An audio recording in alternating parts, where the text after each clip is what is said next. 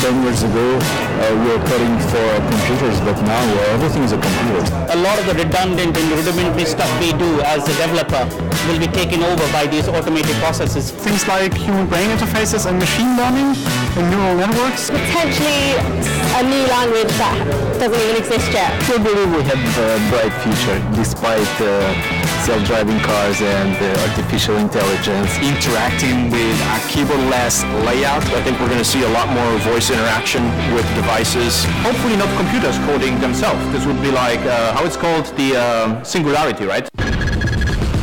I code because I love coding. I code because I love it. For me, it's like a brain puzzle. Because I'm a builder and I ran out of Lego bricks. There's a lot of creative juices that flow when I write code. Because I like making things possible. Coding's fun. It's a fascinating, wide open field where you can do anything you absolutely want to do. Having a problem that you turn into a solution through code is one of the most beautiful things in a job that I can imagine doing.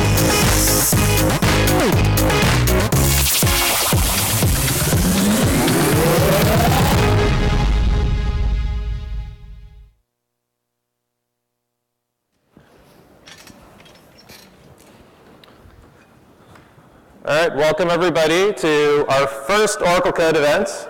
We're here in Los Angeles and very excited all of you guys came to help us kick off the Oracle Code Conference. My name's Stephen Chin, I run the Oracle Developer Community. And I'm Gerald Fensel, and I'm a developer evangelist. So we're the program committee. If you don't like any of the talks, you can let us know. But we have a lot of great content lined up for today. Some of the different topics which we're going to be covering today are machine learning and AI, containers, microservices, and serverless, chatbots and mobile, and Gerald's personal favorite. Blockchain, of course. who is just here for the blockchain session? All right. There we go. Brave men. Databases and big data, DevOps, tools, and low-code platforms, and lots of fun talks. Actually, we were just chatting with Blaine, and he has some really cool IoT demos for the last talk of the day, so don't be sure not to miss that. That's going to be a fun talk. Certainly stay towards the end. Yeah, we like that. So great of content that we have today, everything that people, every developer really wants to know. If you want to follow the schedule on your mobile phone, please download the app. You can see it right there, or just search in the App Store for Oracle Events 18, and there you can actually follow the schedule, see which rooms they're in, and so forth. But the most important thing is... You're supposed to prompt me here. What's the most important okay, thing? well, are you on social media? Yeah, I am, actually. You know, Twitter stuff, do you do that? Yeah, but I never actually pay attention to that Oracle Twitter handle I'm supposed to be managing. I see. Well, you should maybe pay attention to the Oracle Twitter handle, but we do have a hashtag for Oracle Code where you can follow along throughout all of the Oracle Code sessions. So we got 13 more to come throughout the next couple of months. So you can, if you are on Twitter, you can follow along there as well. And you can also follow and should follow, despite what Stephen was just saying, the @OracleDevs Twitter channel, which is so I was half joking, but if you guys follow Oracle Devs today and tweet something about the Oracle Code LA event, there's a high likelihood you'll get followed back. So make sure that you actually, if you're on Twitter, follow us back, and we'll be happy to give you a little bit of love back. So we'd like to kick off the events with probably the most prominent speaker in the Java and JavaScript community, who was gracious enough to come out here and take a small break from his book writing and world traveling and all that fun stuff. So I'd like to invite up on the stage Venkat Subramaniam. Venkat?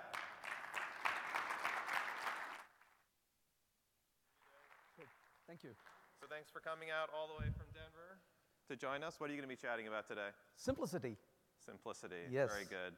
So Gerald was actually making this recommendation, so we need to have you come and help out at Oracle and give this talk to our employees. All right, thanks. Thank you. Thanks for having me. Enjoy the presentation. Venkat's a great speaker. Excellent. Well, thanks for the opportunity to speak here. I want to talk about something that we deal with every single day. Well, what we do at work is constantly fight problem solving with complexity. So I want to talk a little bit about complexity and how we could possibly make things a bit simple and to make things really manageable. So that's what I'm going to focus on today. Well, right here in this room we have probably one of the most complex things ever, and that is our human brain.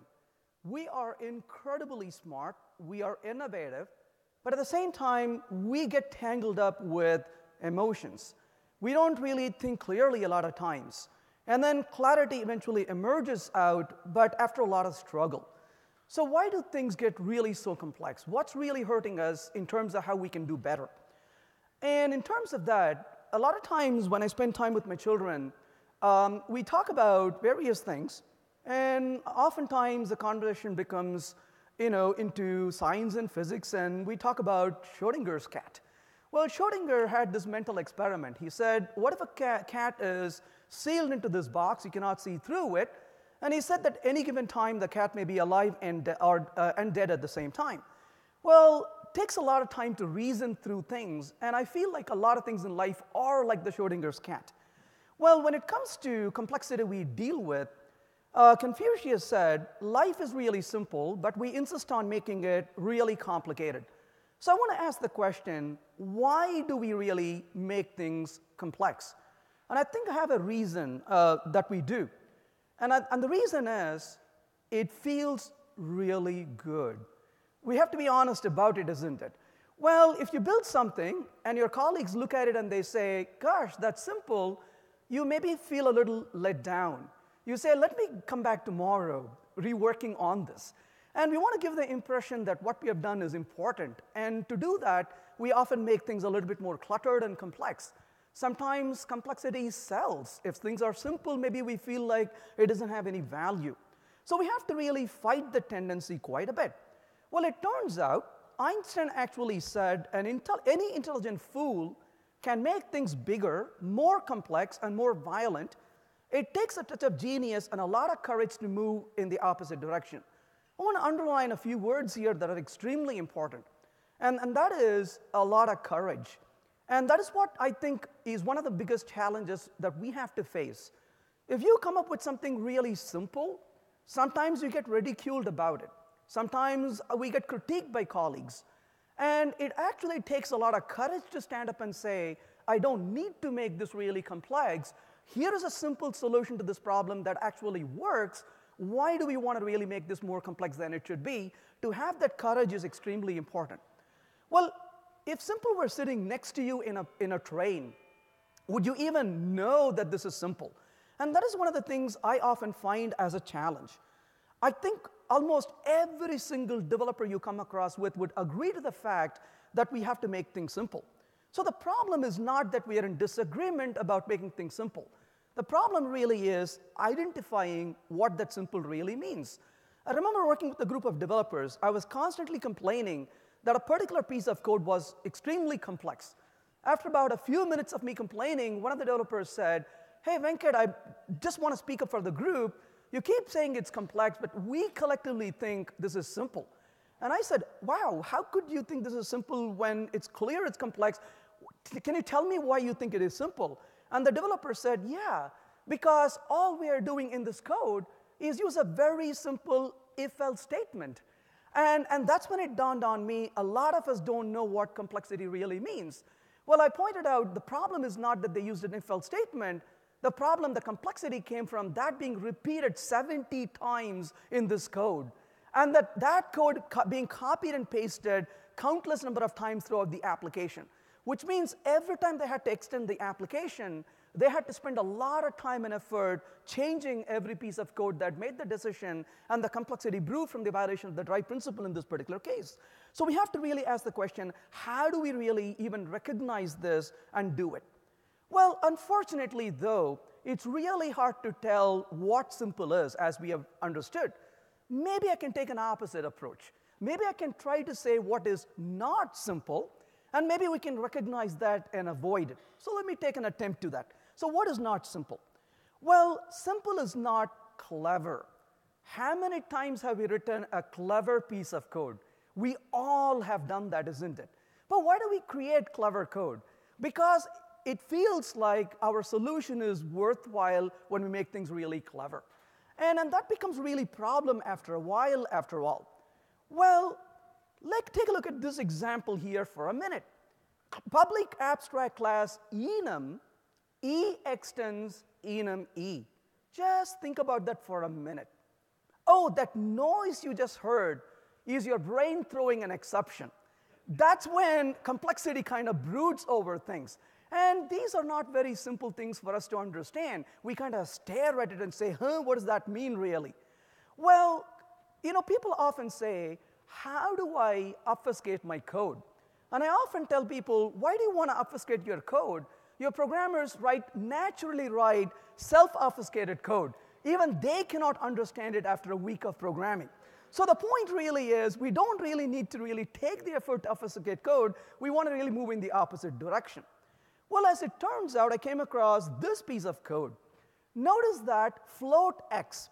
In all honesty, I don't have a clue what x means. But whatever x is, I've got good news for you. We now have half of it. And then, of course, don't tell me you don't understand this code, right? Because it's so beautifully done.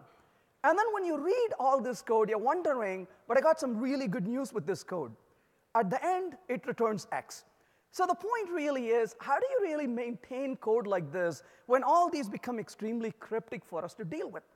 Oh, remember how we are told often that when we work with things, that the object-oriented programming models the real world. Well, we have to be very careful with those statements like this. One developer took it to the heart and wanted to really create an example of a program that modeled flights. And he created something along these lines. My question is, where were the other developers while this guy was writing the code? Somebody should have said, dude, don't go there. Please don't do this to us, right? And that becomes really hard for us to maintain over time, and that becomes unbelievably complex for us to deal with. So complexity comes in several forms, but one of them is cleverness. We want to make things very clever, and we get trapped in the process after all. Well, the next thing I want to say is, simplicity is not necessarily familiar. We often confuse the word simple with the word familiar. Familiar is what we are used to.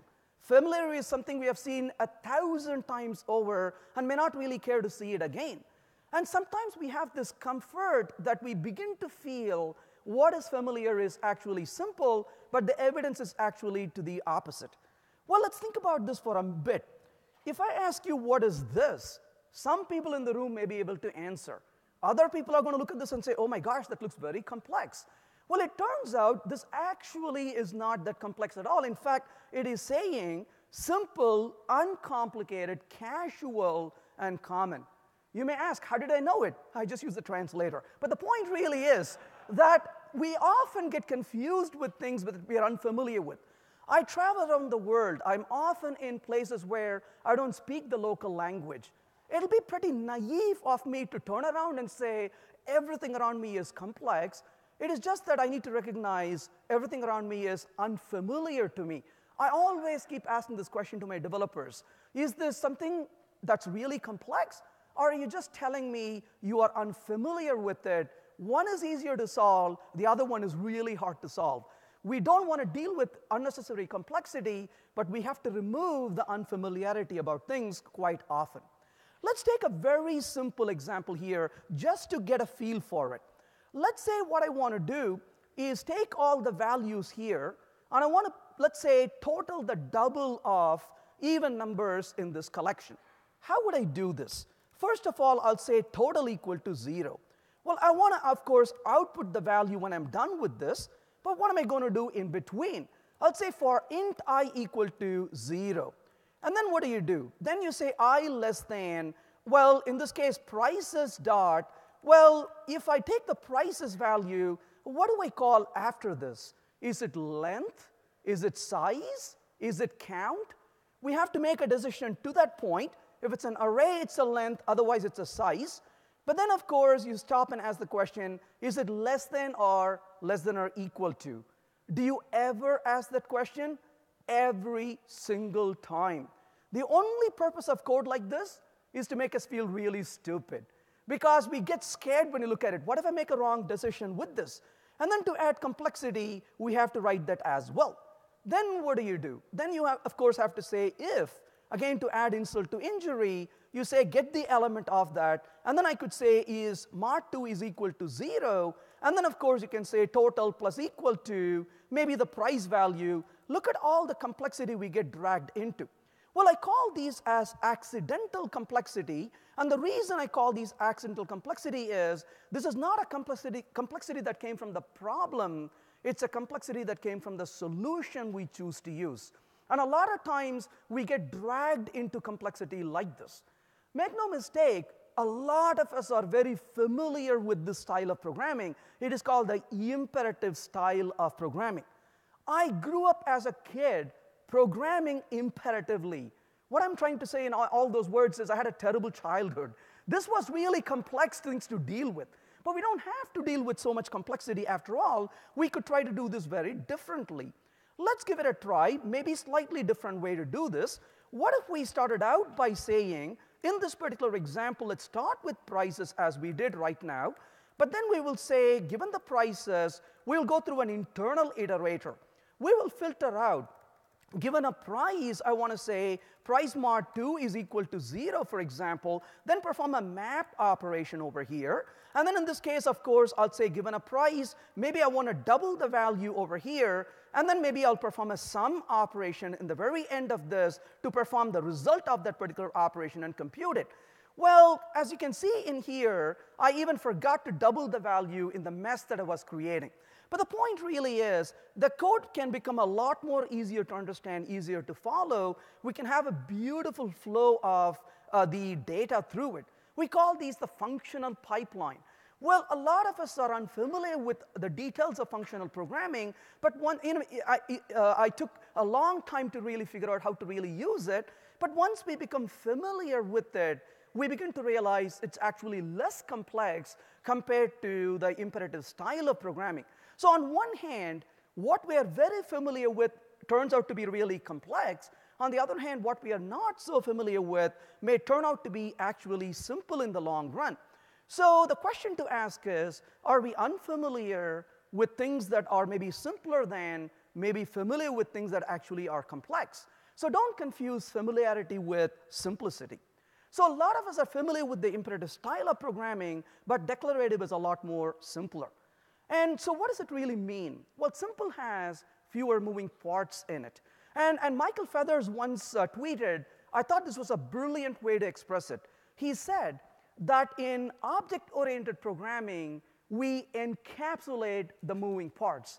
In functional programming, we eliminate the moving parts. That's a really brilliant way to think about it, because you want to eliminate that complexity rather than encapsulate it. Because when you encapsulate it, it's waiting to come back to bother you. When you get rid of it, it cannot trouble you anymore. Well, simple is not over-engineered. We come across solutions like this all the time. For example, well, Rube Goldberg made his name by creating very complex solutions for simple problems. Like, for example, coming up with this very complex automatic back scratcher. But if you really think about it, a lot of us have done this at work for our own projects. I remember working on a project where the developer had taken a data from a database and gone through 250 lines of code to transform it into XML. And then passes that down to another function. And that function parses the XML, performs a very small operation, and stick the data back into the database. I'm scratching my head. Why go from the data to XML and XML to data? And I called the developer and said, I'm looking at this code. And he said, isn't that cool? I was like, no. Why are we doing all this work here? He said, because this code is extensible. I said, extensible for what? He said, Venkat, you need to have a vision. I said, I'm really sorry, I don't get it. What vision am I lacking here? Where does the data come from? Here. Where does it go? Here. Then why are we going around the world to get the data back here? He said, no, you should understand the vision we should have in developing software. While he was saying it, I picked up the phone and dialed it. He said, excuse me, and I picked him, hello? I said, hello. He said, is that you, Venkat? I said, yes. Why are you calling me right when you're in front of me? I said, you need to have a vision. I could be anywhere in the world and talk to you now. So we should always talk on the phone, even if we're near to each other, right? Well, a lot of times we get kind of carried over by complexity and don't realize we got to really solve the problem we really have on our hands and not get carried away by it. Well, simple is not really terse. I want to write concise code, but I don't want to create a terse piece of code.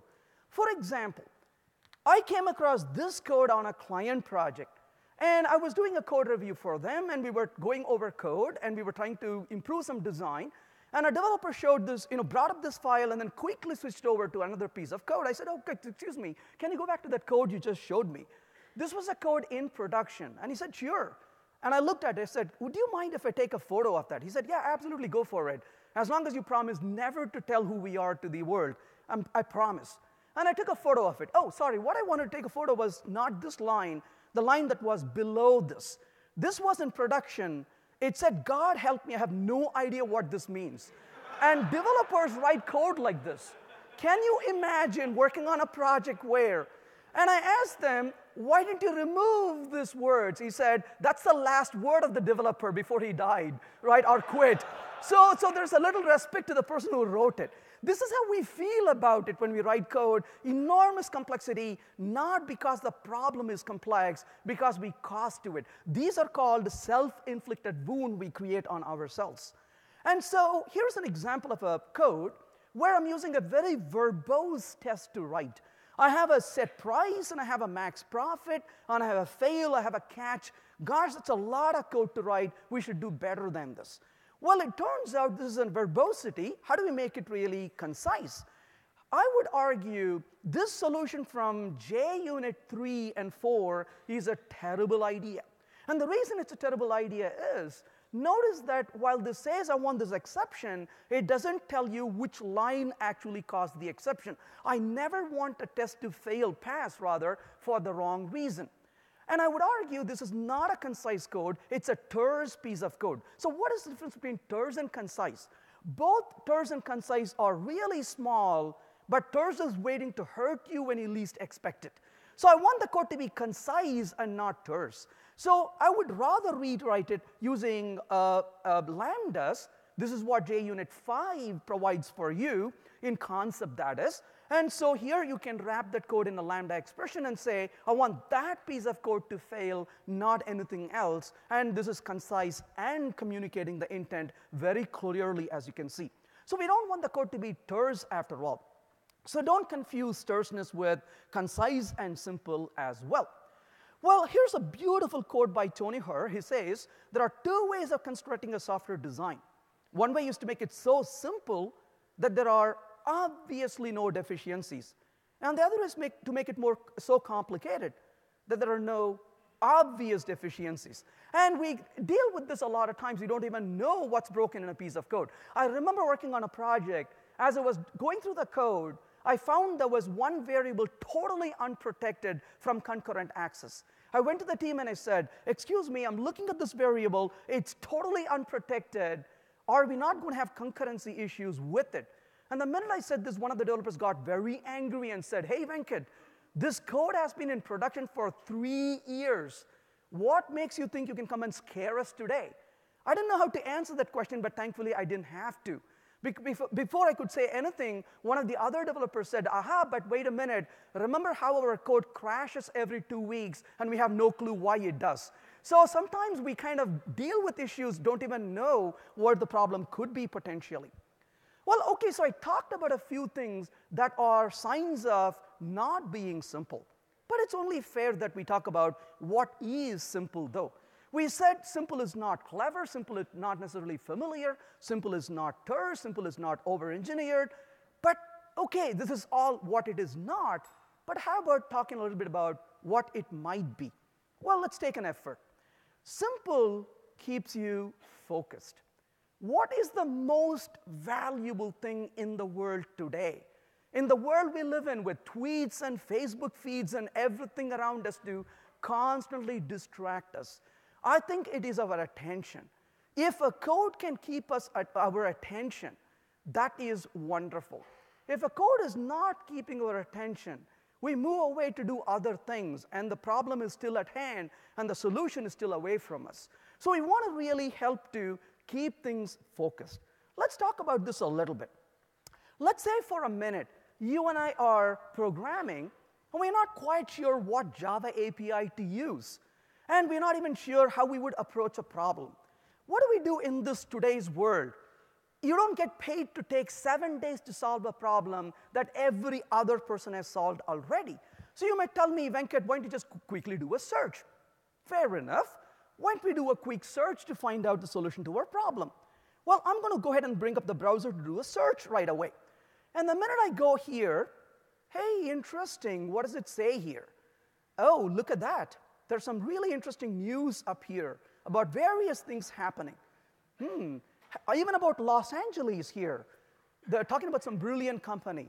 Well, you know where I'm going with this.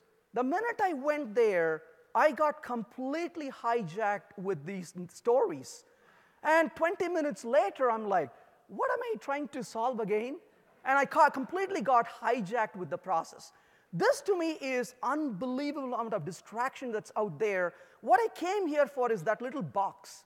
But what I got distracted about is all these wonderful things that are sure interesting things, no doubt about it. Let's try this one more time, if you will. So let's go ahead and quit that. Hey, let's do a search over here. What a beautiful picture over there. I am not sure what that picture is. I want to search for it, but I'm a little anxious about it. What if I recursively end up with yet another cute picture? 20 minutes later, what was I trying to do a search? Let me try this one more time. Let's try this again. I'm going to search. What can I do at this point? Search. There is not a whole lot else I can do. How many of us use Google here? There's a reason for it, right? Because you care about your time. And I want you to think about this for a minute. Just close your eyes and imagine this. Let's not get convinced this is easy. Remember what Einstein said, it takes a touch of genius and a lot of courage. Can you imagine the day when this developer went to his boss and said, I've got the search page working. Let's see it. Here you go. And the boss said, what the heck is this? Well, it's a search page. I see it. There's nothing here. Well, I put a button called I feel lucky. Well, you should. Do you think how many of us work in companies where you can present that kind of simplicity and get away with it? Very difficult, isn't it? Because the minute you present something, people say, show me something more. I want something here. This is too simple. But the simplicity is the genius here. Let's make no mistake. The minute you click on that button, even if before you click on that button, there is enormous amount of complexity behind that button. Several servers and algorithms and data structures and processors are running behind it. But they didn't bring that complexity to us and say, you suffer with it. We don't have to be distracted. Simplicity is the essence. This is one of the reasons why I love pair programming, honestly. Why? If I'm sitting alone, there's a beautiful statement called shaving the yak. Shaving the yak simply means you're not solving the problem you're working on, you're solving a meta problem. We all do that. That is in us. If you're not shaving yak, you're not a developer. We all just shave yaks, just don't talk about it. And if I'm alone and programming, I bring up the browser, and the browser says, would you like to upgrade? Oh, yes, of course, click on it. Next thing, you get a proxy error. 20 minutes later, you're fighting something deep down here. And the boss comes to the closet, opens the closet, and says, excuse me, what are you doing here in the closet? Oh, I wanted to search for this Java API. I turned on the browser. It told me, do you want to install the upgrade? I clicked on the button, got a proxy error, and everything is vague after this. And suddenly, I don't know why I'm in the closet shaving the yak right now. And this we get dragged into quite often. Well, let's say you're pair programming, you're sitting next to somebody, and you're coding with them. And your colleague says, why don't you just search for it? You bring the browser. It says, would you like to upgrade? And the colleague says, and it's like, oh, never mind, not now. So many yaks are being shaved for that afternoon, isn't it? The point really is it keeps our focus to do what we want to do rather than getting dragged into something we shouldn't be focusing on at the moment. So the point really is perfection is achieved not when there is nothing more to add, but when there is nothing left to take away. What a beautiful quote. I try to remind myself of this every single day. It is not what I can add, but what I can remove that really makes things simple. This is, to me, the key behind refactoring. I refactor a piece of code not to add stuff, but to remove the clutter. How can I make this piece of code continue to work when it can have fewer elements in it, when it can have fewer things in it, and still it can serve the need it does to remove all that complexity that is in front of me to make it really simple? Well, simple eliminates accidental complexity and hides inherent complexity. So we are dealing with complexity, two types of complexity. One is inherent to the problem, the other is accidental to what we do. And simple fails a lot less. If I ask you the question, why is this cover circle in shape? I think most of us would give us the reason immediately. And the reason is it doesn't fall in. Well, here's the question to ask. Yes, it doesn't, well, if it doesn't fall in, that's great. That's a good answer. I'm not saying it's not. But if I came to you with a request to create something that doesn't fall in, how many of us will create it? Especially if you're a consultant getting paid by the complexity that you create. I'm one of them. How would you really create this? It turns out here are the solutions that also qualify for that. And we would have made more money creating one of these shapes. And all of them qualify, they don't fall in. Well, it turns out there is a yet another important benefit of this design. Not just it doesn't fall in, it doesn't matter how you roll that on that. Imagine you are the dude who is coming out of it. And then at the end of the very long day, you're trying to put the lid on while your colleagues are waiting. Hey, what are you doing? Trying to see how to fit this in. Just roll the damn thing over, let's go home, is a beautiful solution to have. So the point really is, it is not just it doesn't fall in, but it is very easy to use. It's intuitive, and it fails less. And that is something we need to really keep in mind. As an example, though it's been quite a while, long time ago, I remember this weird experience when my child was very small. In the middle of the night, your wife wakes you up and says, could you please go get the bottle for the kid? And you're about absolutely half asleep. Your eyes could barely be open. And your problem at that point is to fit the bottle with the lid. I remember this saying, this sounds like an NP hard problem to me right now, right? Trying to fit that in. That is complexity you have to deal with, which is completely unnecessary. And we see this in every aspect of life when things become incredibly hard to do. So simple is easier to understand and easier to work with. That is a nature of simplicity as well. So here's an example. Let's say I want to find if a number is a prime number. What if I can do something like this? Is prime, and return number is greater than 1, and a stream of data where I can say none match and find if a number is prime. What if I can find all prime numbers? Well, what if I do something like this? Prime given starting at, if the number is prime, return that concatenated with everything following it, otherwise skip it and return everything following it. Ideally, this would be great, but it doesn't work. Why not? Because this leads to what's called an infinite recursion, and it blows up eventually. Great idea, but hard to implement. Or maybe we can try this a little differently. What if we can write something like this, stream.iterate, and we can keep generating this lazily, and then we can limit to the number of values we create. Well, solutions which are unfamiliar becomes enormously beautiful to use once we figure out a way to actually do it. And that becomes a very compelling way to organize it. Let me explain how this really helps what we do. Well, simple is very elegant. And, well, what about elegance really means? Well, we need to really appreciate elegance in quite a different number of ways to it. Why is this the world's famous painting ever? Well, the reason for that really is that if you look at this picture, it is the most simple thing you could even ever imagine. There is not a whole lot here. There is no clutter. There's no ornaments. There's nothing to distract. This is pure genius, as we call it. And the man is genius not because he created something complex. The man is a genius because he created something beautiful, elegant, and simple. That's why we admire this.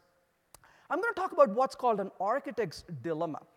I was in Boston, and I was walking through downtown Boston with my family. We were having a good time enjoying the city, and I came across one thing that just absolutely mesmerized me.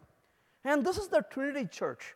I stood admiring the church until my family said, "Dad, we have to move now, or we're calling the cops on you."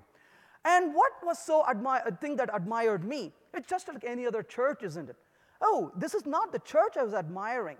What I was admiring is something very nearby, where next to the church, there is a building called Jan Hancock Building. And when they wanted to construct this building, the city would not give permission to build it. And they said, "We won't let you build it here because if you build a tall building here, the beauty of this historic church will go down, so no." And the architect of this building said, "I'll take this challenge. When I finish this building, the church will only look more beautiful than it does now without ever touching it." So what did he actually do? He built the building in a particular angle with beautiful glass doors. And my camera is not doing a justice to this, but I stood there admiring the reflection of the church on these glasses, telling myself and everybody else around me, saying, "Isn't that a stroke of genius right there?" In the ability to really reflect the church so beautifully that you could just admire the church, not directly, but through the reflection. And this, again, is a very simple solution to a problem at hand. A lot of us cannot even think about it. And we're trying to fight the solution when we can innovate simplicity through it. But it turns out simple has to evolve. Let's make no mistake, we cannot sit down and create something simple. Nobody can, in my opinion. We kind of create simple by evolving from various things we do. We have to take the time to evolve it. Richard Feynman said, if you cannot explain something to a first-year student, you haven't really understood it. This happens a lot. In my own experience, I've seen this quite often when I try to teach a course or write a book about a certain concept. I find it incredibly hard to explain, and at that point I step back and say, I know why it's hard to explain, because I created a monster. I have to simplify this before I even try to explain it. But Occam's razor says if you have two equally likable solutions to a problem, choose the simplest of it. I'll share with you a personal experience about it. I was writing the book on Java 8. This was about a year to 2 years before Java 8 was released. And I was very eager to write this book on Java 8 to sing its praises, but I also wanted to show some things in the book which are really hard to do in Java, but you could really do with functional programming in Java. Well, I've read some things before to prompt me to do this. Here is an example of a factorial, and I can say if number is 1, return the number, otherwise number times factorial minus 1. Well, I clearly know this leads to a Stack Overflow error because of an infinite recursion when the number is very, very large. How do I really solve this problem? Well, here's an idea. I've read through some interesting books and worked with some languages. One of my favorite books is Structured and Interpretation of Computer Programs. In this book, Sussman and Abelson talk about two different things. They talk about procedure. Procedure is what you write. They talk about process. Process is the code that runs after compiling, transformation, stuff like that. If you write an iterative procedure, it runs as an iterative process. If you write a recursive procedure, it runs as a recursive process. But the real power is, if you can write a recursive procedure, but in turn it runs as an iterative process, that is when we can get the elegance of the code and the performance at the same time. So this kind of optimization is done by several compilers, Lisp being one of them, Erlang being another, Haskell being a third one. A lot of functional programming languages do this. Scala does this at the compiler level. So does Clojure. Groovy does this at the library level. So when I sat down with Java 8, I said to myself, aha, these languages do this in so many ways. I know language like Groovy does this at the library level, Scala does it at the compiler level. What if I can implement tail call optimization in Java? So in the middle of writing this book, I started playing with tail call optimization. Not a good thing to do when you're writing a book. I spent about 2 days of my life doing nothing, trying to implement tail call optimization. And here's what I came up with. Further, 10 hours later, I came up with this solution. While not complete, current equals current.apply, call complete is equal to current.isComplete. Just focus on this while loop. Well, the problem is this. In the book, until the previous chapter, I repeatedly told the programmers, avoid mutability. And here I am with a beautiful solution to a complex problem, which is doing mutability. And I was stuck, honestly. And I sat there and stared at it for a day. I could not know of a way to remove this loop and the mutability in it. And I think I came up with a brilliant solution to the problem, and I hope you will agree too. What I did was I wrote this in the book and I said, dear reader, do you see that I'm using mutability on this line number 7? The challenge to convert this code to immutability is left as an exercise to the reader. I thought this was a really good solution, honestly. This would have worked 30 years ago when we didn't have the internet, because I can hide comfortably after writing a book. Today we're on social media. The minute this goes to print, somebody will tweet and say, oh yeah, why don't you take the challenge yourself and show me how? That's not going to work. Then I rephrased it. I said, dear reader, do you see me using mutability here? Don't use mutability in every place you can avoid it, except places like this. And that really felt sick. And I realized my code just sucks. I got to do something different. And honestly, I said, I don't understand this. Maybe I will run into one of my Java friends, show them the code, and say, what do you think? Is there a better solution? I said, I'll wait for that. Then a couple of days went by. I moved on to write other chapters. And then I was on the treadmill jogging. As I was jogging on the treadmill, my mind completely detached from the problem. Slowly, I started thinking about it. And suddenly, it dawned on me. I'm like, oh my gosh, I've been looking at this problem wrong. There's a much simpler solution. I never even thought of it. I jumped out of the treadmill and ran across the floors of my home with my children screaming, are you okay, Daddy? I'm like, no, you don't understand. I got this problem figured out. 10 minutes later, I had the code working. So what did I do? Well, here's what I found out. I can turn the recursion problem into an infinite stream problem. Just think about this for a minute. What if I take every single function call, think of it as an object for a minute. Then every function call is an object. Then this object can form in a collection. It can form in an infinite collection. Well, all of a sudden, when I finish a recursion, I say, give me the next recursion.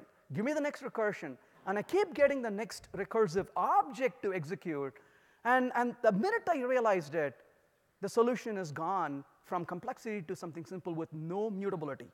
Stream.iterate, the current call, and apply to get the next call. Keep going until the problem is complete. Find the first one. Get me the result of it. This is what went into the book eventually. Well, what is cool about this, though, is it is a lazy evaluation and an infinite sequence. It becomes incredibly easy once we understand how to do these functional mapping. So a lot of times we struggle with solutions, maybe for days, maybe for even weeks. Sometimes the best time we find solution is when we are away from the computer, when we are away from the problem we are dealing with. Our mind detaches, and suddenly there's a click. And if somebody comes to you and says, how did you figure this out? The normal answer for that is a shrug. I don't know, I just thought of it. And maybe I say something, you say something, I say something, and you say something. I'm like, oh, wait, that's brilliant answer. And you're like, what did I say? No, look at the solution. We come up with solutions that way, which is fantastic. Well, Einstein said, everything should be made as simple as possible, but not simpler. So I always wonder, is my solution simple, or maybe is it complex? I might think it is simple right now. You might look at it and say, why are you doing this? Here's an alternative solution which is much simpler. And I'm like, yeah, what you suggested is much simpler than I thought about. Let's go with it. And this is a discovery that keeps happening almost every single day. It is not about my solution versus your solution, by the way. It is about working together to find a simpler answer.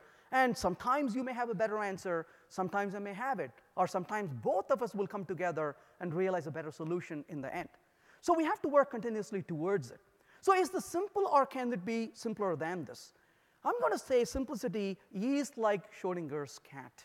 The solution we come up with is simple and complex at the very same time. It is simpler than what we had before. Maybe it's more complex than what we will do moving forward. Simple makes things easy, but let's not make mistake, simple is not easy at all to create. It takes a lot of effort to make things really simple. As Da Vinci said, well, simplicity is the ultimate sophistication in life. And every bit of effort we put in to achieve that simplicity, in my opinion, is worth it for two reasons. We make the current problem at hand simpler. We also gain the skills we need to address complexity. I would say the very first thing we should do, really, is to even have the sense of complexity. A lot of times we go through for weeks and months sometimes and not even realize that we are sitting in front of something highly complex than we should really. So the very first step is to develop that sense. And the second is to tirelessly work towards making things simple. And eventually, not only we make things simple, we also develop the skills to make things simple also in the long run. And I think that's pretty worth it for what we do. Hope that was useful. Glad to take any questions you may have. Thank you.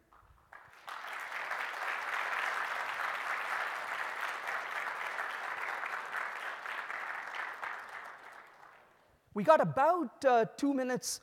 Delighted to answer any questions or comments you may have. Please don't hesitate.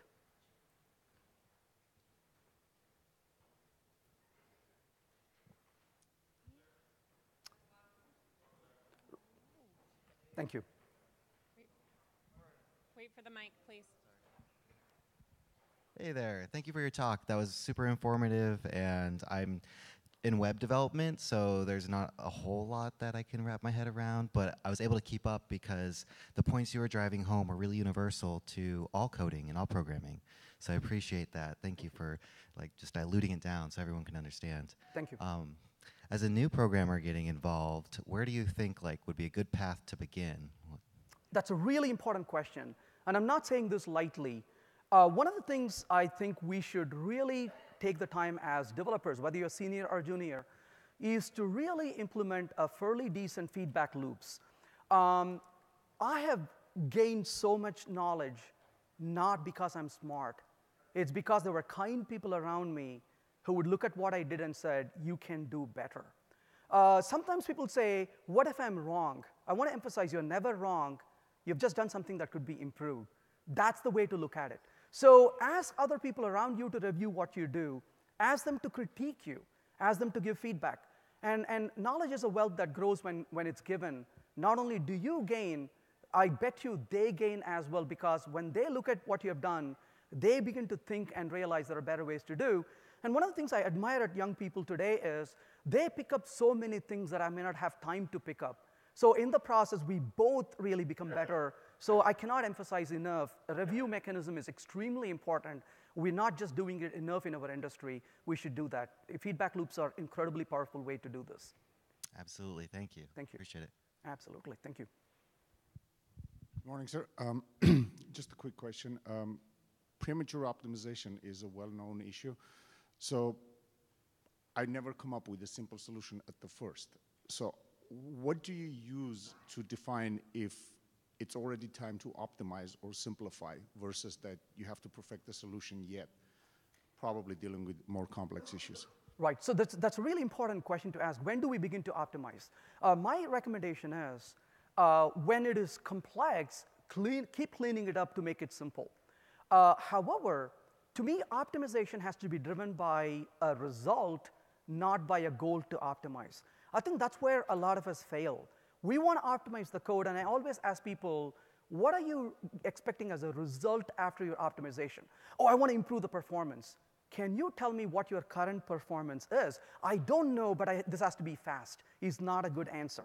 So set a goal, A, and second, see how your code performs to that goal right now. Third, ensure that goal is really a true goal. I can optimize endlessly on a piece of code, if that has zero value for the business, I wasted my company's time and my effort towards that optimization that has no consequence. So is the result relevant to the business? And finally, the question is, how do we optimize given all these tests that pass? Is the time to really look at it? So a very important question. I'm glad you asked that. But we need to answer so many questions before we can even sit down to optimize.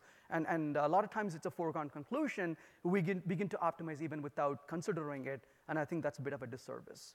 I think that brings us to the end. I'm out of time, but I'll be hanging around today. So if you have any questions, I'll be more than happy to talk to you along the way. Thank you for coming.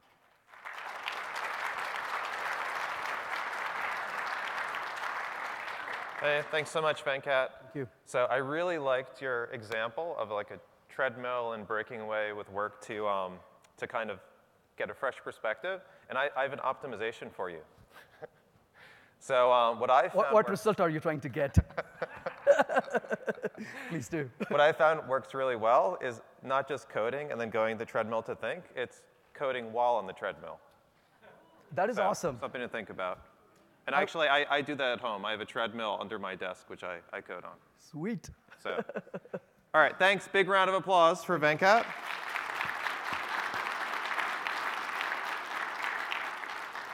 So I'd like to introduce our next presentation. And the person I'm going to bring up on stage has really been instrumental in making and helping the Oracle Code event to be a success. He's very deeply involved in the developer initiative.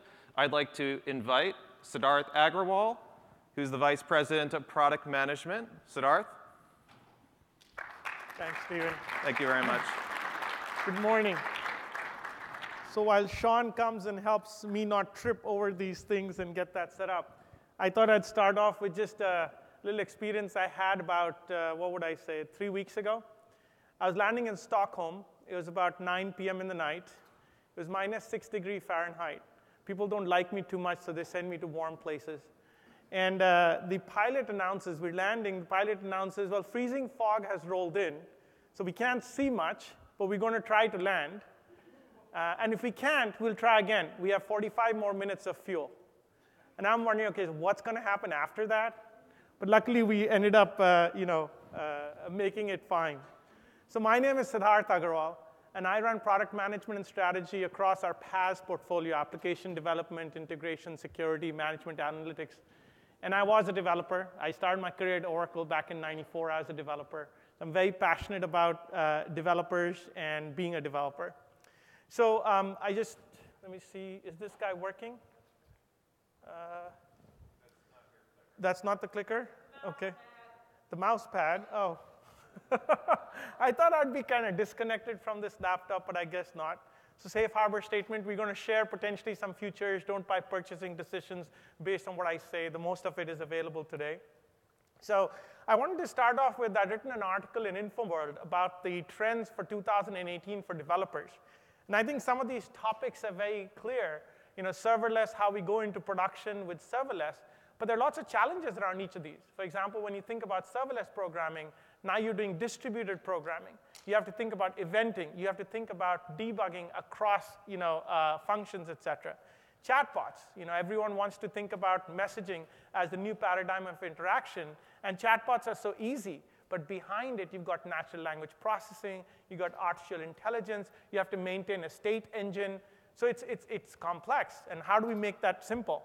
DevOps. DevOps is amazing. It's given us so much productivity, agility, in being able to do things faster and with higher quality. But guess what? Today, developers are spending maybe almost 60% of their time with DevOps. And what does that mean? That they're not spending the rest of their time, that time coding. And we'd rather be coding a lot more than managing DevOps. So how can we move towards no ops while getting the benefit of DevOps? Blockchain. Very exciting technology. Everyone's thinking about it. But what are the use cases? And how do we make it simple to build blockchain applications? Because getting the Hyperledger fabric set up, getting the blockchains to perform as hashes get added, it's hard. And how do you get that to scale and have security around it? Because for very business-centric purposes. Open source. The innovation in open source is amazing. There are lots of technologies that are coming up. But the thing is, to get that open source stuff up and running takes a little bit of time. Whether you take Kubernetes for orchestration, where releases are coming out every 6 weeks, how do you scale a Kubernetes cluster? How do you make it highly available? All of those things are things that developers have to worry about. Or Kafka, if you want to do eventing, how do you set up a Kafka cluster? How do you scale the cluster? How do you bring it down? There's complexity around open source. How do we make that simple? And finally, machine learning. Machine learning is the hottest thing. It's what everyone's talking about. But how do we get machine learning embedded into our applications? Or how do we benefit from machine learning without even having to think about it? So those are some of the things that we've been thinking about at Oracle. And the platform that we've built out, and I'm not going to talk too much about the platform, but it's to be able to build and develop and deploy applications very easily for developers, to be able to integrate those applications, because even if you write a chatbot, you have to have it be able to talk to some backend. So easily be able to do integrations, be able to publish content, be able to secure the content, be able to version the content, be able to analyze and predict. There's a lot of data that's out there, but only 1% of the data is being acted upon. How can we not have you be data scientists, yet be able to get value and insight from that data, and then more importantly, be able to predict what is the insight that is needed? And finally, being able to secure and manage these applications. I mean, security is the top spend item today.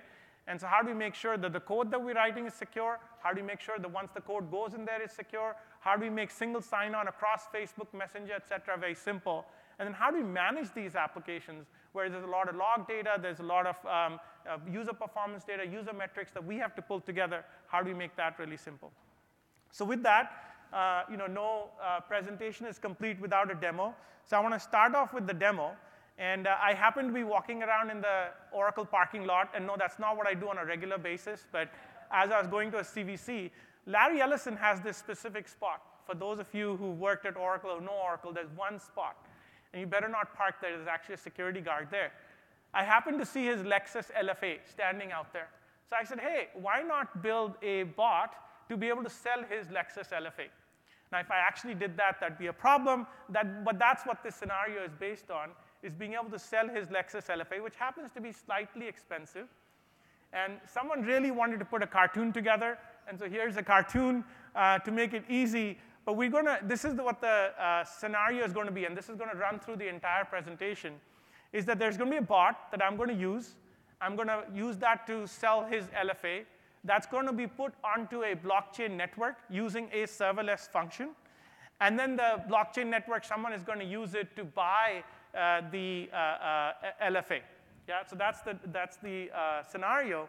And here's what the architecture is. So I'm going to use the chatbot. I'm going to show you how the chatbot is built. And that chatbot is going to use Kafka and be able to spin up a function. That function is then going to execute and put that car onto a dealer's network. And then on the other end, when someone else tries to buy the car, they're going to be able to go onto the blockchain network, see the car being available, and then be able to potentially purchase that car. And that's going to use the same set of technologies on the other side. And through this, we'll show you the chatbot capabilities, blockchain, and serverless functions. And I have a lot of help because I'll have other people come up and go through this, because I can't do all of this myself, according to them. And here, I didn't move the car, but you can tell the car's moving. I'm not a big fan of builds, but there, the car moved across, okay? So let's go to the bots piece of it. So people are getting very tired of apps, mobile apps. I fly a lot, and Oracle doesn't care to put me on the, my airline of choice. It's whatever is the cheapest. So I have apps with United, Delta, Lufthansa, Virgin Australia, Virgin Atlantic, Virgin America, every version of Virgin airline that is out there. So when I want to check in, I have to go in, and I have to check in into that app. But instead, what if I could just friend Facebook Messenger on Facebook Messenger, the KLM bot? And I say check in. It knows who I am. It checks me in. And it makes it really easy to bring up the boarding pass, put it in my wallet. I didn't have to download any kind of app. I didn't have to manage the application, the upgrade, the life cycle. And even for people building bots, it becomes really easy because they don't have to build mobile apps. They just have to build the bots, and Facebook Messenger or WhatsApp or WeChat becomes the platform. So people are trying to move away from these mobile apps to some extent. And messaging is becoming the platform of choice. And when people are trying to build this conversational AI, there are a few challenges that they're experiencing. One is, I need to integrate with Alexa, Google Home, whatever other voice recognition input mechanism there is. I have to integrate with Facebook Messenger, Slack, WhatsApp, WeChat. I have to integrate with backend systems. I have to make sure there's single sign-on and security. I have to be able to manage that state engine. I have to have dialogue state. I have to manage multiple languages. And it takes a lot of AI expertise to be able to do natural language processing, machine learning, speech, et cetera. So those are some of the challenges. And so let me first show you the bot that we've built out. So if we can move over to my iPhone, guys. And before I plug it in, I'm going to move off of this. Wait, where's the iPhone plug? Venkat, you've created some challenges for me here. I'm kidding. I love that simplicity talk. I'm going to get off this main screen because there are 126,000 unread emails, and that always doesn't go across very well with people wondering what I'm doing. OK, here we go. Can you guys put the bot up, my phone up there? Oh, OK, HDMI 3. See, I was given simple instructions that I cannot follow. OK, so here's the bot. And I've friended John's car dealership. That's the bot, John's car dealership. I wake up the bot just by saying hi. And hopefully the bot is going to respond to me. Yes, welcome, Siddharth. Interested in buying a car? Sure. No, I'm actually selling a car. So let me pick selling a car. OK, we offer competitive prices for clients. Do you have a license plate? OK, let me go to my phone and bring up the license plate. Out here, here's the license plate. And you also got to see some photographs of my family. Can you upload recent pictures of the car? Sure. This should blow you guys away. Here's the car. And that is in the parking lot of Oracle. And here it says, wow, it's already picked up the registration number, the VIN number. So that means it must have gone and done some kind of search against Carfax. And let me make sure this is the real car, right? So let me just go back and see more details out here. So I've got the registration number, transmission, 1 speed. I don't know about that, but that must be some kind of error. I don't know how a car just has 1 speed. But the LFA, by the way, there are only 500 LFAs that have been built. It's a 2-seater. So given I have a family of 4, I need to sell this off. So yes, this is correct. Yes, here we go. Oh, what is the mileage on the car? Well, since I only drive on the 280 and I'm generally driving about 180 miles an hour, I can only do that between 2 and 4 a.m. So I don't get to drive this car much. So I'll put in 1,100 miles out here. OK, Kelly Blue Book price is $375K. Well, that was my list price. These cars are supposed to appreciate in value. But they'll buy it for $385, whatever. I have enough money. I don't care about 25, 30 grand. So is this OK with you? Yes. OK, so that's the front end of the bot. If we can come back to the presentation, and then I'll show you how the bot was built. So here, in terms of what we built as the platform that helps make it very easy for you to be able to build these bots is we built the integration into Facebook Messenger, Alexa, WeChat, et cetera. So we're actually getting the speech to text from the voice input channels. We're applying natural language processing on it. We're doing multilingual translations on it, and we're able to then have a dialogue engine and AI engine on the back end. So all the front-end integration and then being able to engage with Facebook Messenger, which is what we are using today, is taken care of for you. There's a lot of AI that has been built in, so you don't have to worry about the AI. We're managing the state. We're managing the context. We're being able to parse out the entities that are part of the intent that was submitted. So that's all being taken care of by our chatbot platform. And we're using cognitive speech, vision, language capabilities, so you can actually do image recognition also within your bot. And then let me show how this bot was built. So Sean, did you refresh the thing here? Let me just see here. I am going to the browser now in terms of building the bot. So here we go. Let's hope I didn't get logged off. So this is our bots UI. Mobile Cloud Enterprise is the capability. In there, I've got a number of different bots. I'm just going to pick, for example, the selling bot out here. And here, what you've got is the notion of intents. So this is where we're able to parse what the person is typing and come back with intents. So for example, I see some intents here, buy a car, I'm looking for a car, I want to buy a car. And if I go in here and I say intent, I can actually test what the confidence level around the intent would be. So if I say buying Lexus, for example, and there is no intent called buying Lexus here in this list, it comes back at 43% confidence. So this is just the experimental piece inside my application that gives me the ability to see what it is. And what I can do is I can add this example, right, to the intents if I want, and then I can train the model again. We give you different ways to train the model. In this case, machine learning is there. It takes a little bit of time to train the model each time, but that's fine. And then you can also go here and go to the bot, and let's say I'm going to selling the car, and this you'll see later on, but if I say selling car, it actually will show me what kind of responses it will generate for me. So it shows me, for example, here, these are the cars that are available that could be sold, etc. Now in here, we've created the intents, the entities. So once we've understood the intent, we're also parsing through the entities. So we created some system entities in here, like address, currency, etc. But you could create your own entity, like dealership out here, and say, name is one of the characteristics that I want to get for the dealership. So that now you can say whether it's John's dealership or Bob's dealership based on whichever dealership it's being worked on.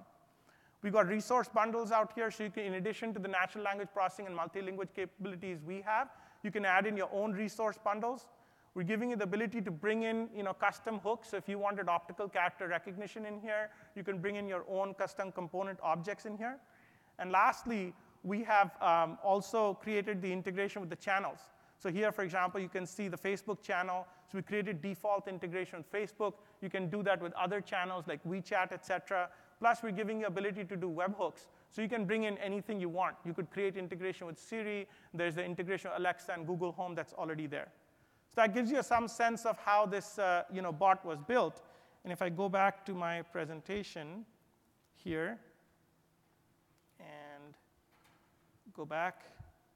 So here are the elements of the bot piece. One is the channel configurator that gives you the ability to have various channels configured, both input and then Facebook Messenger. So for example, if there's a card layout on Facebook Messenger, it automatically takes care of that. You write your bot once, and it's available across multiple channels. The dialog flow capabilities, so we're tracking the context and the state. So if you ask for balance of your checking account, we're not asking you which account you want the transfer done from for money to be sent to mom. If you just said send $50 to mom. We have a conversational AI engine, so we're able to recognize the intents, parse the entities, and then we're making it very easy to integrate to backend systems. So be able to call integrations on the backend to applications, be it SaaS applications or on-prem applications. So with that, I want to bring on stage Sean. Since I've done all the hard work, he's going to show you the easy work of actually having a function being called that executes the portion of this demo. Thanks, Siddharth. Yes. I'm all good? Great. All right. So yes, I'm Sean Smith. I'm with product management with the serverless team at Oracle, and we'll dive into a little bit of the background. What happens next after the chatbot? So you saw the front end was the chatbot, and then, of course, we have some processing we need to do, right? We have blockchain in the background. There's going to be some processing in between those two sides, and how do we do that? So we're going to use serverless functions. Now, before I do that, I'm going to talk about serverless a little bit. So serverless is a category of cloud services.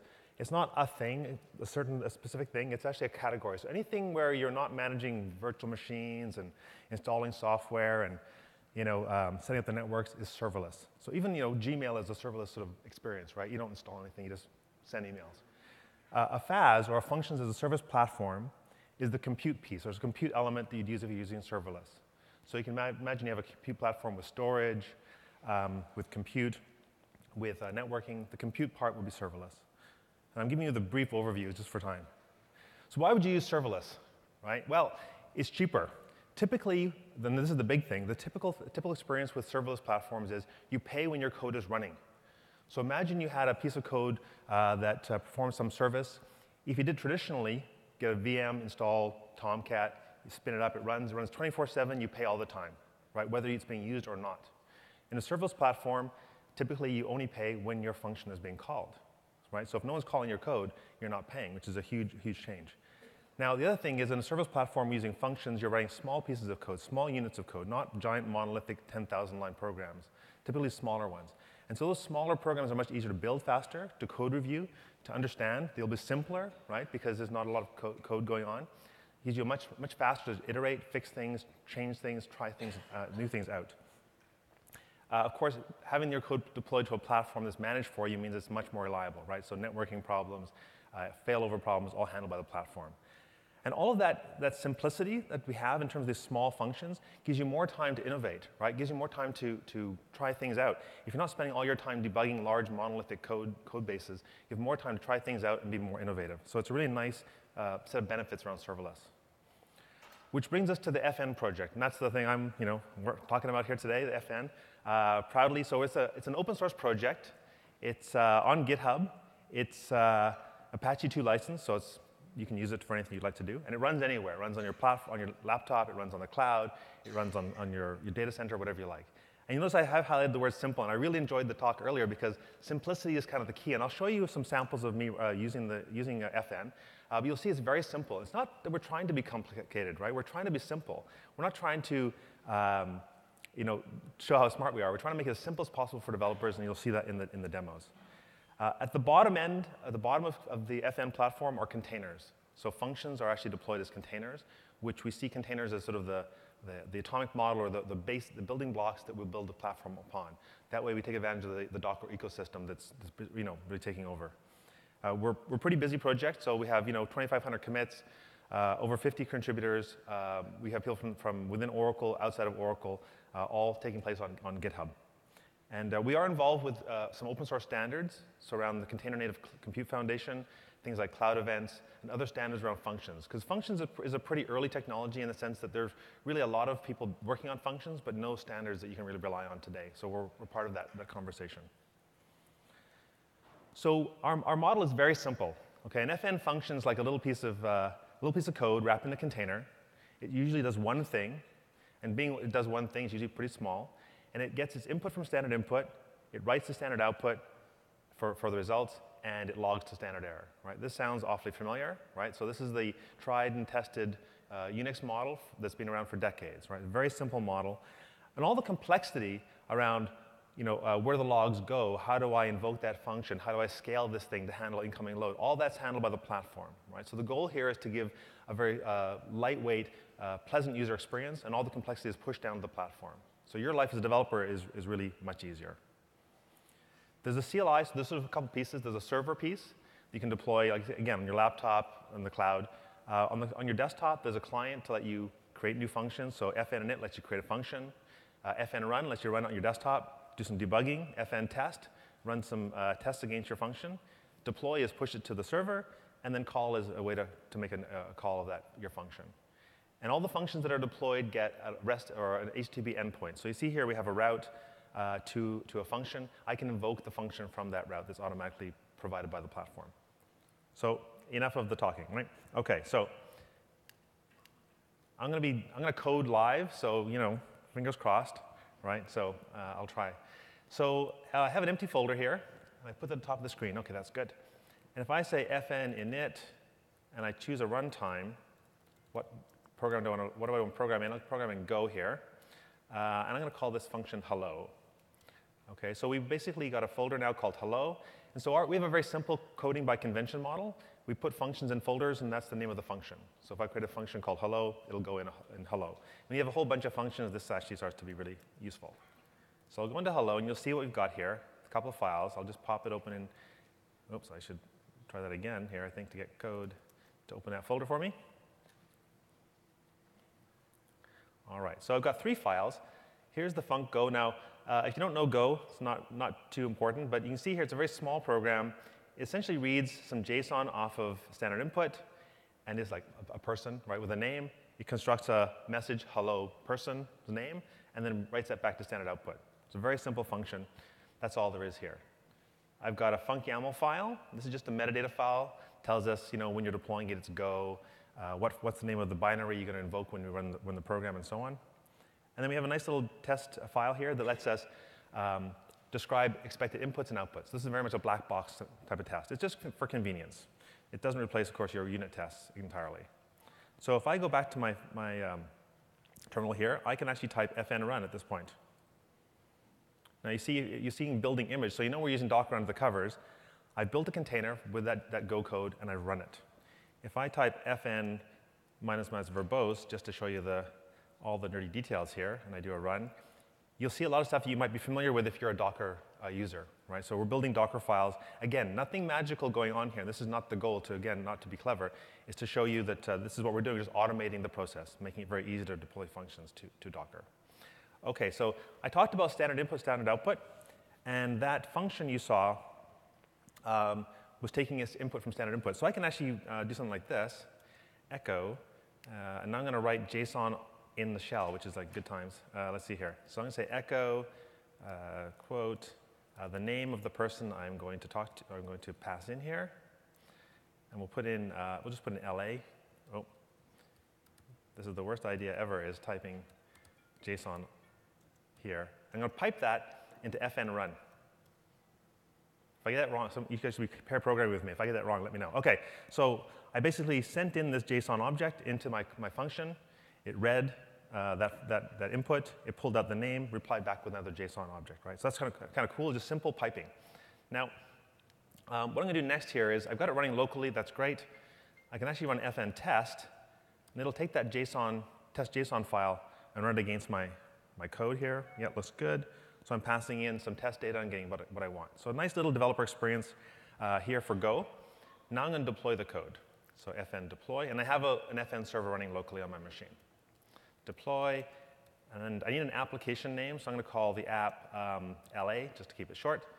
And I'm going to say -- local. And that's a little bit of a trick to improve the developer experience here. Now, I won't go into details.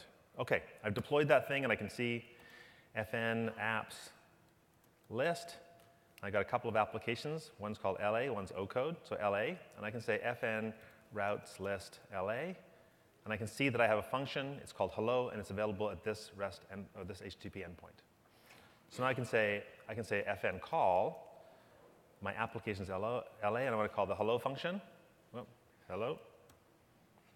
Right? It calls it. I can also do this, curl HTTP. Oh, what? Oh, P. Thank you. Thank you. That's what I want.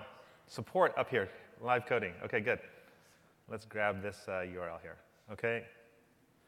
Do that. And I can call that, right? So basically, that function is now running. Could be in the cloud, could be somewhere, but it's on a server. It's not my laptop anymore, and I'm making that call. The experience when using fn, the functions deployed in the cloud or local, is fairly similar. I can also, of course, do this now. I can say curl -d. And I'm going to pass in that code we passed earlier here. Where's my little piece of JSON that I do not want to type again? OK, pass that, and I'm going to go pass it back to the same function. So I can actually run the same kind of code. And it goes to the server, comes back. Right? So it's very, very, very simple. So that's basically the command. That's the core of fn. Very simple multi-language support. There's an example with Go. Let me jump back over to here. OK, so that's great. I can build a single function. It's very easy to build a function, package it as a Docker container, deploy it to my server, and run it. But I want to compose functions together to build applications. And this is where the functions world is going right now. Is great, we have a whole bunch of functions, but how do I build apps? Right? How do I structure them together? So we came up with fn flow, which gives us a way to compose together functions, do fork, join, deal with concurrency, deal with chaining things together. It's all written currently supporting Java. And so we built on the Java completion stage API, or completable futures API in Java 8. It's designed for threads, but we've adapted it for dealing with functions. Because I have these functions running somewhere in my cloud, right? So it's not just running local in a local thread or a local VM. I'm running my functions somewhere in the cloud. But I want a nice API that lets me orchestrate them. Right now, it's Java only. We're adding support for JSON, Python, and other popular languages. Well, let me show you what it looks like here, after I explain what I'm trying to do. So we have our chatbot example. I have a sell a car function. My boss comes to me and says, oh, that's a great solution, except that we have to do a whole bunch of other stuff, too. You need to go off and do background checks. You need to make sure that car wasn't involved in a felony crime, do all kinds of checks with the FBI. So I need to do more than one single thing. I have to do multiple functions now, right? This is sort of why I need to orchestrate. So I have a bunch of things I want to do the Carfax report, criminal lookups, FBI checks, and so on. So using the completion stage API, I can actually compose together. I can actually describe how to organize these. I want to invoke my sell car function. Then I want to do both Carfax and criminal checkup. And then I want to do all of these other things too, so in a certain sequence. And what we do is we build a flow function. This is the orchestration function that describes the flow, right? How these functions are going to be executed. So let me just show you what it looks like in code. Now, if you haven't seen the completion stage API before, it can be a bit dense, I admit. But the nice thing is it's a Java standard API that you can read books on and learn about and apply here. So here I am, I'm getting the current flow. I'm going to invoke get cars, goes and gets all the cars that we're trying to sell or check on. I'm going to go process that car. And here you see me, I'm doing a then compose. I'm invoking a function Carfax criminal check. And then when all those things are done, I then want to go off and print a message, right? So I've got a number of primitives here, all of, then accept, then compose, etc. So this is just Java. So what's cool about this is a Java program I can think about. I can debug with my colleagues. We can look at this and go, yeah, that's the right algorithm. I'm not writing some declarative XML to try and describe some sort of flow. This is where we are today, is currently a simple declarative program. All right, so let's just go see what flow looks like. So I'm going to just change tabs here. And I've already deployed this example. So you can see here I've got a bunch of functions, the get cars, process cars, and so on. It's all running already. Now I'm just going to open the browser again, because I have an interesting piece here. So what I can do is I'm going to basically run the sell car operation, right? So I'm going to say fn call. It's called ocode is the application. You saw that application before, and it's called flow. OK, so run that cell. When you do that, I have a visualizer here, a useful utility, the flow UI, that lets me look at the running flows. So I built this application in Java, but of course that results in actual functions being called and deployed. So here we see this code running. We can see that we've gone off, and if I click on a bubble here, I can get some details. So the plates are the two LFAs that I found here that I was going to process. I can then go down for each of the cars. Remember, there's a loop, right? For each car, please go and process it. And for each car, then go and do a Carfax and a criminal lookup. You can see here that as I click on each one, I can see the full stack of how did I get there and what's going on in the logs. This is really cool for when things are working. It's really even better when things aren't working. So when things are going wrong, you get red bubbles here. Click on them, get the full stack trace, and sort of debug your flow. So it's really cool development experience. OK, so that's the quick and dirty of the FN platform. So just a few things to think about. We are building a managed service. This is open source today. You can go download it. If you want to come to our hands-on lab today later, you can download it and try it out. It runs on your machine. But we're going to build a managed service where all the infrastructure is taken care of. You're not building on your computers. You'll build on a serverless experience on Oracle Cloud. So that's coming later on this year. Of course, security is job one, right, in the cloud. So this will be all integrated with the Oracle security infrastructure for reliability and security. And also, you saw we had these endpoints, right? So HTTP endpoints would be exposed. So it would be nice to be able to use the Oracle API platform to build out your APIs, design your APIs, mock them out, be happy with your solution, and then go and implement the functions behind the scenes. So all that's going to be possible. So if you want to try it out yourself, fnproject.io, you can go there. We have links to Slack, to GitHub, all the stuff that you need to get involved. We'd really love to see you there. All right, now I'm going to pass off to Jagdeep, who's going to now talk about the next piece. So functions have done their job, validated the car sale. We're now going to go off and complete the sales pitch here with the sell operation with blockchain. All right, guys. Can you hear me OK? Thanks, Sean. Appreciate the opportunity.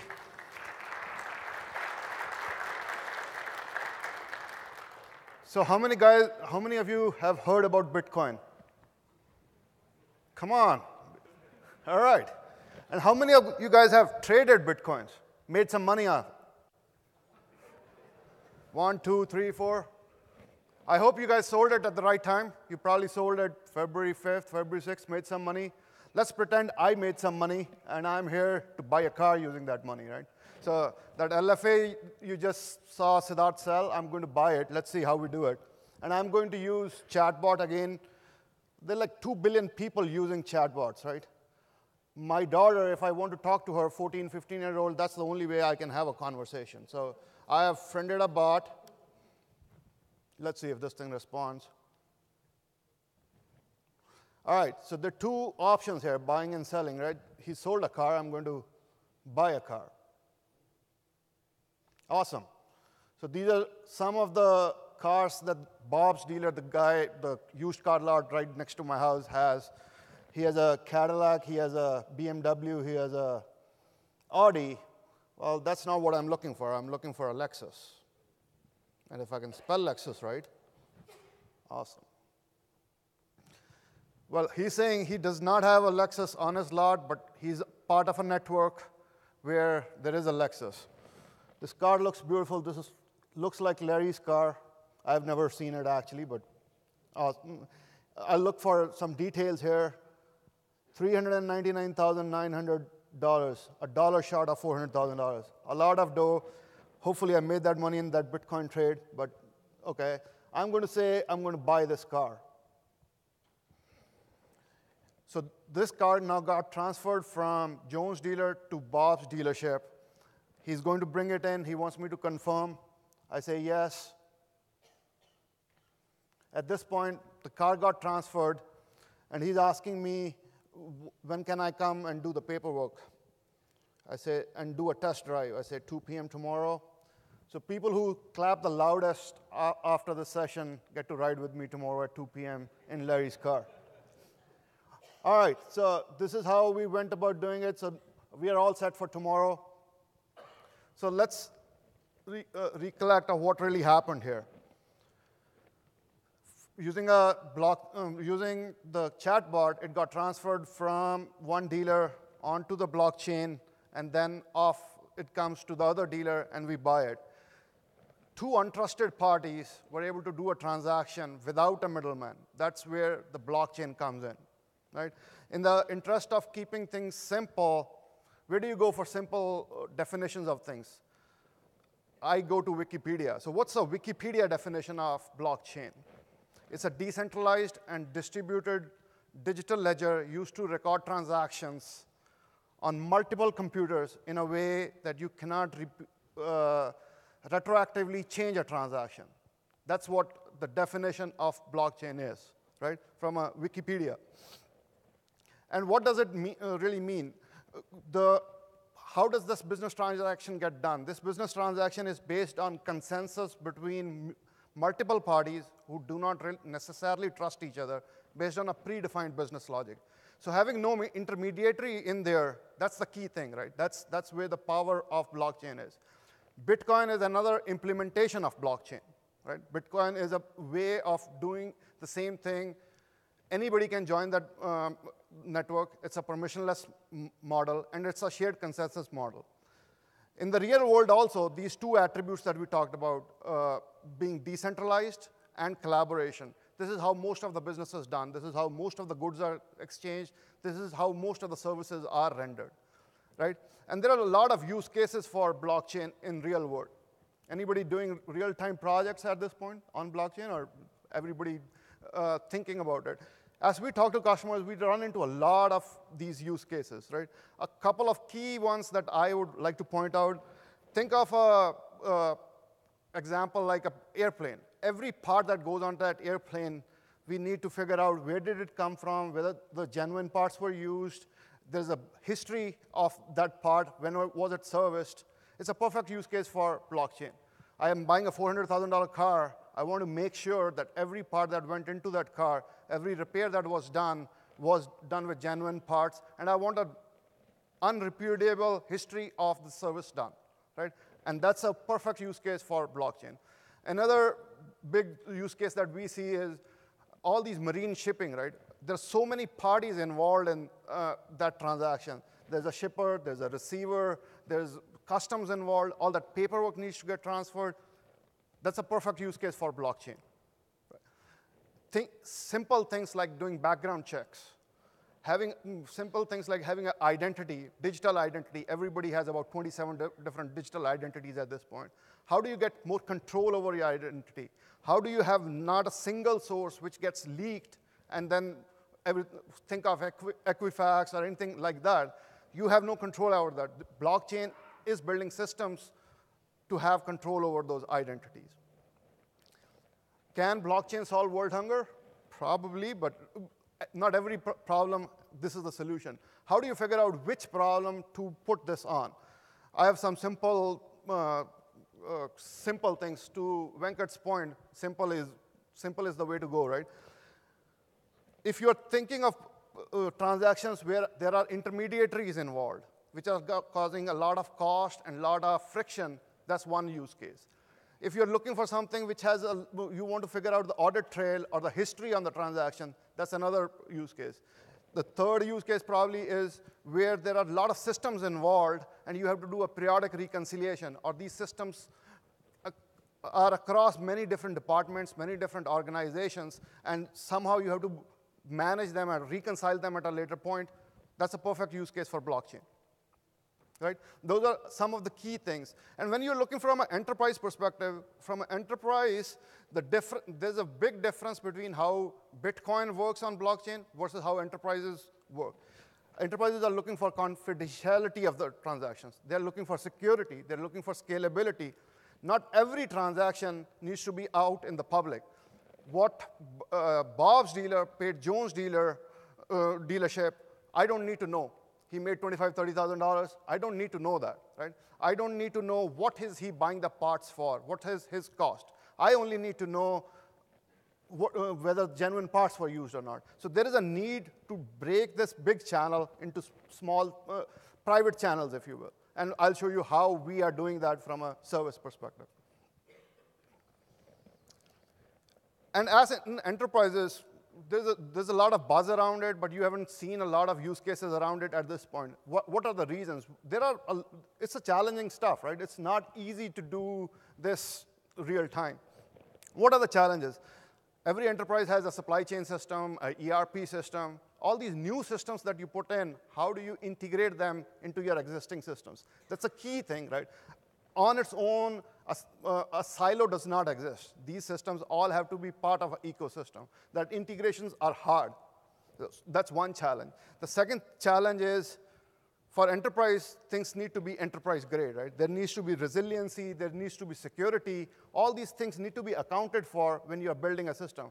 And just bringing pieces, trying to stitch something together, it doesn't work for our enterprise. Also, this platform keeps changing rapidly. There's a technology churn going on, right? Every time there's a new standard, enterprises want backward compatibility. Enterprises want to make sure that the investments they have made they can use their value going forward. How do you ensure that? How do you ensure the operational challenges? Who's going to do the lifecycle management? Who's going to do, especially in blockchain, this becomes hard because you are going cross organizations, you're going even cross companies, if you will.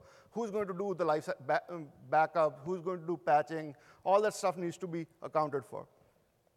So introducing the blockchain service from Oracle. What we have done is we have basically a pre-assembled managed service, if you will. All that complexity that I was talking about, we have tried to take that out and provide you with a service which you can just one click, you can provision, and it's off and running for you, right?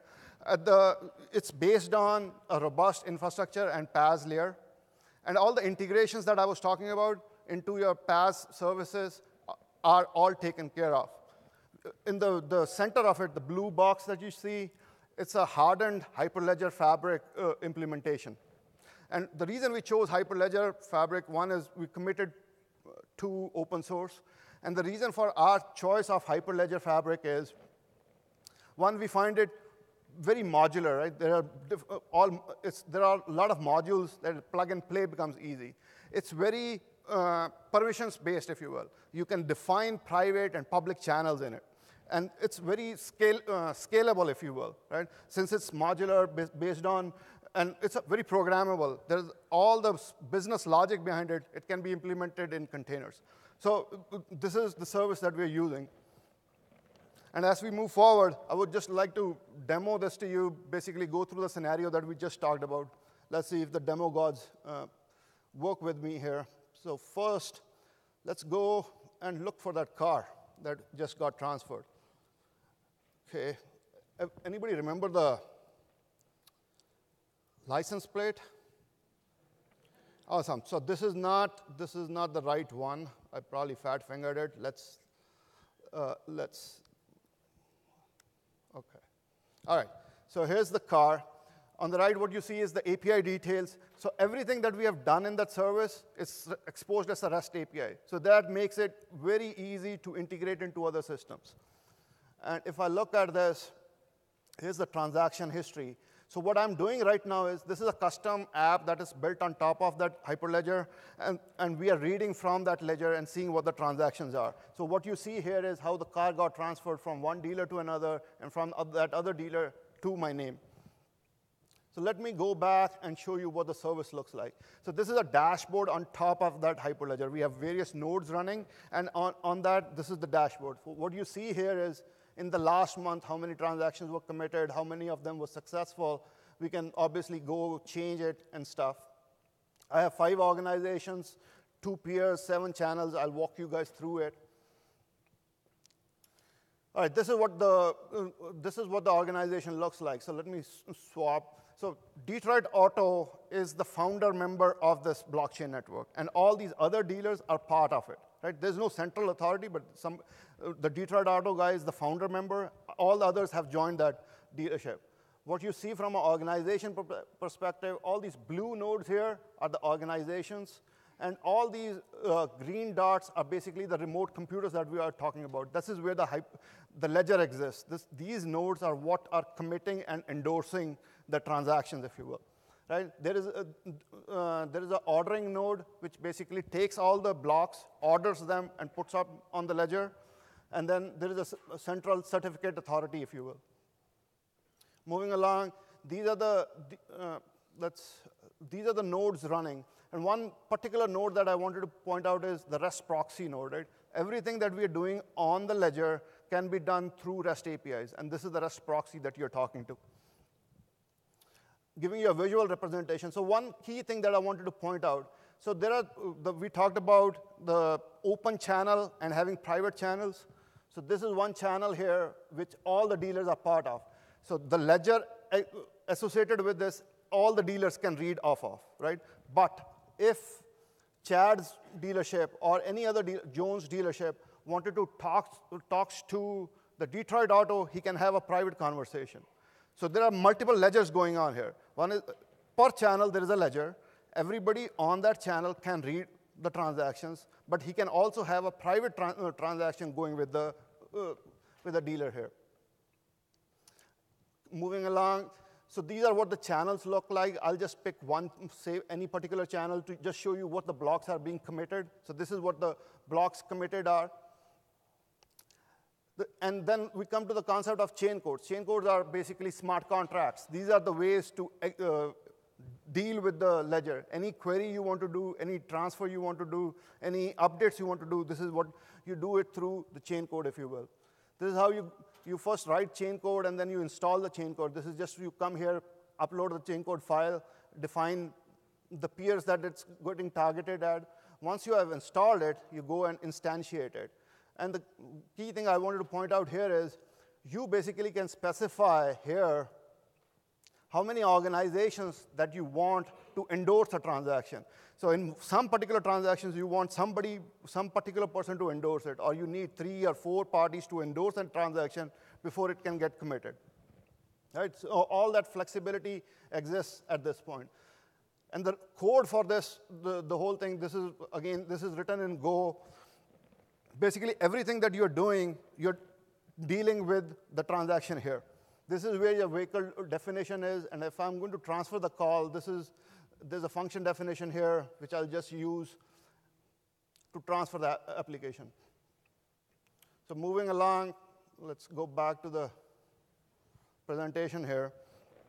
So this is, in a nutshell, what the Oracle service is, right? All the pieces that you see on the left here are basically the building blocks. There's an admin console, there's a membership service.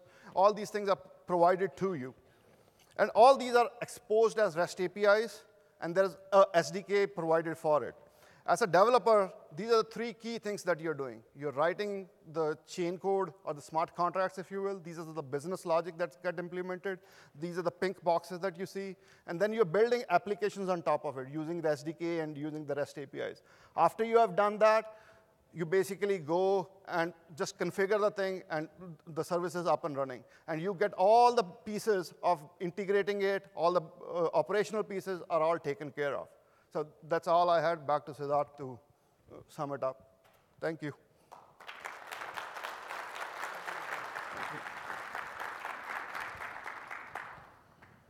I left my phone up here, so I couldn't take photos and tweet, but that was great, Jagdeep. Thank you. So just to wrap it up, this is the architecture that you've seen of the car being transferred. Oh, I guess I have Jagdeep's portion on this one. Let me just skip this. So I just wanted to share with you what we've built from an application development perspective for developers. So one, we have a complete CI/CD pipeline. You can bring in your own, for example, Jenkins as webhooks into the pipeline, but we're enabling you to use a browser-based interface to manage crumbs, to have agile issue tracking, to be able to have an entire CI/CD pipeline. And it is also container native in that it understands that when you check in code into Git, it automatically builds an image. It then knows how to register it to a container registry, deploy a container, and manage it on Kubernetes, et cetera. We're giving you mobile and chatbot capabilities, which is what we showed. So you have a cloud service that enables you to build mobile applications, get location-based insight, analytics-based insight, and then also be able to build chatbots like the ones that you saw, but making it very easy to build the chatbots. API-first development. So everything is mobile-first, API-first. So we're giving you the ability to use Apiary. If you go to apiary.io, where you can actually test and design APIs without needing to implement them. We will actually, based on the documentation that you're writing, create a stub of a real functioning API that can call from any language so that you can expose that to developers who want to use those APIs, get agreement on the contract, and then actually go to implementing the API. We're providing you an API gateway that can run either in our public cloud, run on-prem, or run within a third-party cloud. And we're giving an entire lifecycle management around those APIs, including how to monetize those APIs, how they're being used, what's the performance of those APIs. And then obviously WebLogic, if you have WebLogic, we're giving you the ability to run WebLogic as a service in the public cloud.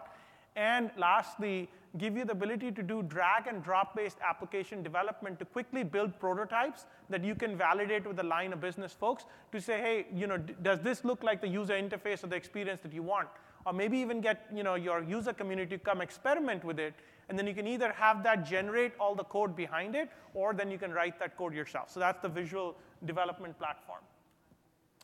And these are the set of services that I was talking about and a few more. For example, the Event Hub Cloud Service is the Kafka-based service that was used. So you have that open source that you're using, which is Kafka. We're delivering that as a cloud service. So you don't have to worry about scaling up the cluster as there are more topics being created or there are message event storms that are coming through. We're providing you identity as a cloud service also, so integration with single sign-on. You don't have to worry about that. And now we're working on the AI platform cloud service where we're giving you the ability to define your models, be able to train the models, and very easily be able to expose your models as APIs running on NVIDIA P100 GPUs with flash memory and with 25 gig Ethernet between various compute and storage nodes. So giving you a very high performant platform for AI. And then we don't want you to think about Oracle as just for Oracle databases, but you can definitely use Oracle database as a repository, which is available as a service where the operations, the patching, the backup, the recovery, all of that is taken care of by Oracle. But we're also delivering that same experience with Cassandra for NoSQL-based workloads, with MySQL. So for MySQL databases, you have those available as services. Obviously, you can run Mongo on our IaaS. And then integration, the ability to easily integrate various applications just by doing drag and drop between Oracle's on-prem applications to non-Oracle SaaS applications, or from Oracle SaaS applications to other non-Oracle SaaS applications. And then finally, an IoT platform, so you can take device data, do analytics on the streams of data that is coming in, do predictive analytics on the data, and most importantly, have devices be able to create service tickets within your backend applications, be they SaaS or non-Oracle SaaS. So that's the platform for you available as developers. Lots of momentum, lots of customers here. 3,000 plus apps in the cloud marketplace, so folks are exposing apps in the cloud marketplace. And we're now leaders in the categories as defined by Gartner, Forrester, and other analysts. And we've created a single site that you can go to for information that is pertinent to developers from Oracle, which is developer.oracle.com. We're adding more and more content to it, and please always feel free to give us feedback on what else you'd like to see. Also, spread the word around Oracle Code. This event is being live streamed today, so folks who are not here can also be watching this. It will be recorded, but also at different cities out here in Europe, in Asia Pacific, and in North America. And finally, we want you to come experience the Oracle Cloud. So go to cloud.oracle.com/try it, and you get free credit. And you can use any of these past services to experiment on our Oracle Cloud. So with that, I want to say thank you and wish you an exciting, fun, hands-on event for the rest of the day today. So thank you.